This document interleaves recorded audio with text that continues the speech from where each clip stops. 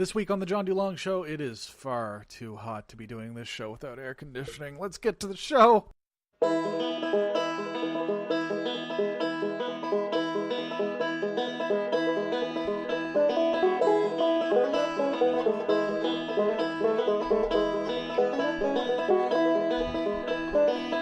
Sweet, melting, everything. It is so hot.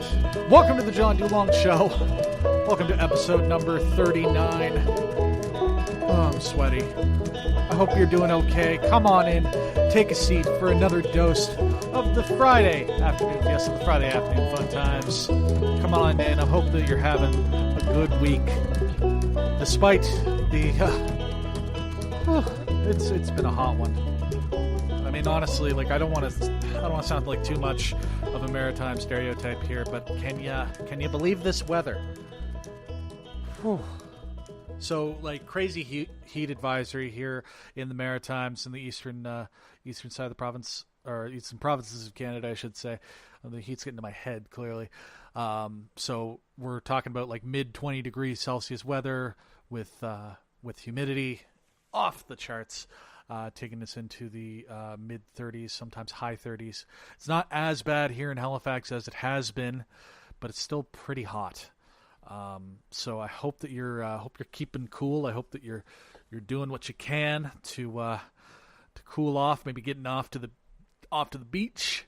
Maybe cooling down in some air conditioning. Of course, I'm trying to keep that as little air conditioning as possible on the actual show itself because, the sound is a bit much. But anyhow, welcome to the John Dulong Show. Welcome to episode 39. I'm John Dulong. Come on in. Take a seat. We're going to talk about... what are we even going to talk about today? Like, it's honestly, it's this weather has been just so crazy that it's all that I've been able to focus on. Like, I've been, dealing with school stuff, obviously. It's been pretty crazy at my work as well. And then you add in all of this heat. So I don't even really know what's even actually going on in the world. But you know what? I think we'll get there. I think we'll have a show today. I think that we'll give you the usual dose of the Friday afternoon fun times. And I am going to start with a quick note about Pride. Literally it rained on their parade, but by all accounts, Pride was of course a rousing success here in Halifax this past weekend. I didn't partake in many of the festivities myself. Girlfriend was out of town. I didn't really feel like going downtown by myself, especially in the wet weather. I don't do awesome in crowds like that. Like I don't love it. Just in terms of, I don't know, I do find it exhausting, like getting in and out of that sort of environment. I'm sure like when I get down there, it's just the foreboding nature of, getting in and out of the crowd that bothers me. I think it's like, once I'm down there, I'm sure I'd have a great time, but, I think I need a partner in crime. And the girlfriend had a very important, appointment outside of town, that she had to attend to, some family stuff. All good news. I'm not going to get into it here because this is my show, not hers, and I don't want to encroach on her privacy. Anywho, I gotta say, like after the events of Pride, going down and everything seemed to be going real great. Of course, everybody that I spoke to said that they had an awesome time. I did get out for some stuff. Like I was out on the town a little bit. I just didn't go down for the parade itself, just because that's it's a lot. I got to say that the news that has hit the wires, that Coming Out Ministries is no longer going to be doing its talk next week, or this week, I suppose, in Pugwash, is really great news. So Coming Out Ministries is an organization associated with, sort of surrounding the Seventh-day Adventist Church, and they were the Nova Scotia Seventh-day Adventist, like the Maritime Conference, I guess, of Seventh-day Adventists, we're going to have this ministry that sees homosexuality as a sin. And is devoted to freeing people from the chains of homosexuality. Now, they say that they don't advocate for conversion therapy, but like saying that you can be freed from the chains of homosexuality, you can be freed from being gay, sounds a lot like you can be cured from being gay. Sounds a lot like it's a one of those sort of coded language things, when people say that they missed having the Hell's Angels in Nova Scotia because it was they were organized crime, but they weren't thugs. That's a little bit of coded language to me that kind of sounds a little bit like you don't like a certain kind of organized criminal, maybe a certain kind of criminal of a certain skin color or something along those lines, and that it's racism is what I'm driving at here.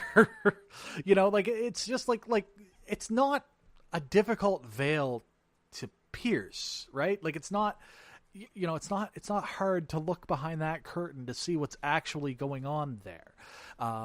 It's not a clever ruse that they're playing on their audience or on the broader sort of Nova Scotian people at large.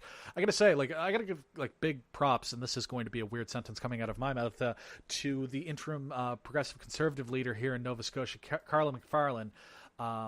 Has basically signals that she's going to put forward a bill in the fall, sitting in the legislature, that would ban conversion therapy here in Nova Scotia. And I think this is something that all three parties need to just pass unanimously. It goes without saying, because first of all, gay conversion, it's not a thing that works.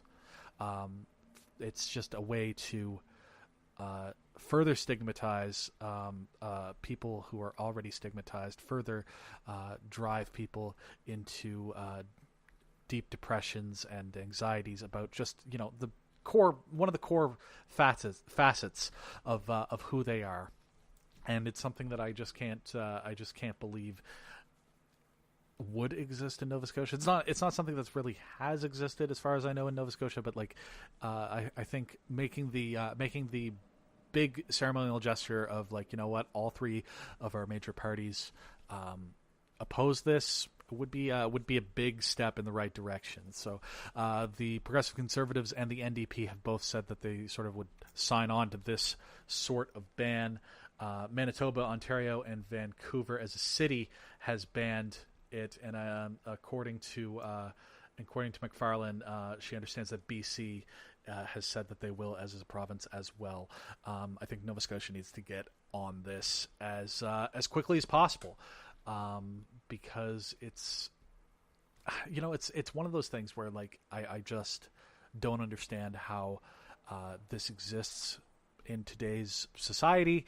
I'm going to take that back. I do understand how it exists because people are afraid of the other in all circumstances, all walks of life. And it's a matter of, you see, rightly or wrongly, and by the way, it's wrongly, you see something like a loving homosexual couple as being some sort of challenge to what you see as your worldview, what you see as the status quo, and what you see as right as the status quo.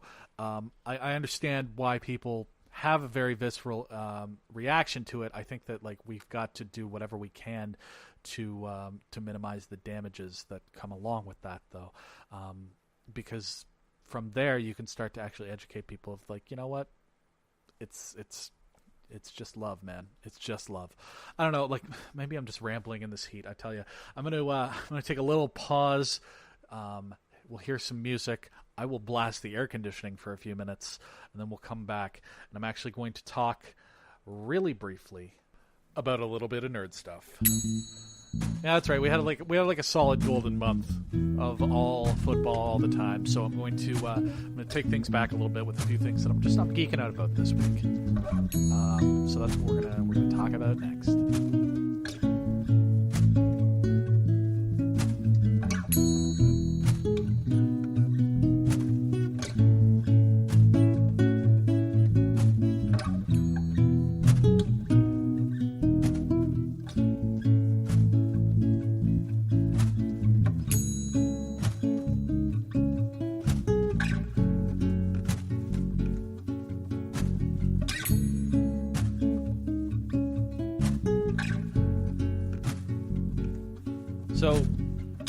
wanted to send a quick. There goes the water bottle. Send a quick shout out over to Mike Broadfield, who I know you're listening to the show now, Mike. Miss you, buddy. Anywho, I'm just gonna give this a quick moment here, just a quick plug for this show. If you're listening to this show and you think, there's somebody in my life who might enjoy whatever John's rambling about this week, why don't you send them the episode? Just send them the link. Send them over to johndulong.com and get them listening to the show. Get them subscribed, because I'm always looking for new listeners. Always looking for new emails. People to chat with, join into the conversation. This is, like I said, this is kind of my personal journey in podcast, personal journal rather, in podcast form. But I'm always happy to have people join in on the old conversation. Something I'd like to see more of going forward is a few more emails. I've tried a few different things to get some more engagement on the show. So, if at any time, johndulong@gmail.com, email on in. I'd be happy to hear from you. This week, what am I geeking out about this week? Well, the Adventure Zone, which is a podcast done by the McElroy brothers. If you don't know who the McElroys are and you listen to podcasts, that's weird. They are the hosts of a long-running show, My Brother and Me.